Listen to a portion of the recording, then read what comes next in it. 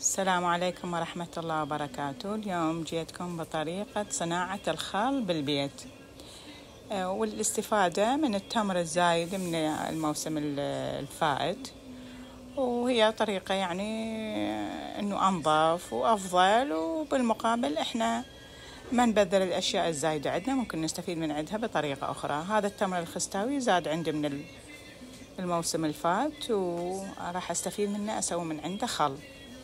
الطريقة يعني سهلة جدا، وبصراحة يعني ما تحتاج عبقرية مثل ما يقولون، فقط انه كمية التمر اللي عندي نجانة، هذه صفة هذه من التمر، هذه مجرد اخليها بسطل كبير واحط كمية مي مضاعفة، يعني هذه نجانة واحدة اضيف نجانتين مي،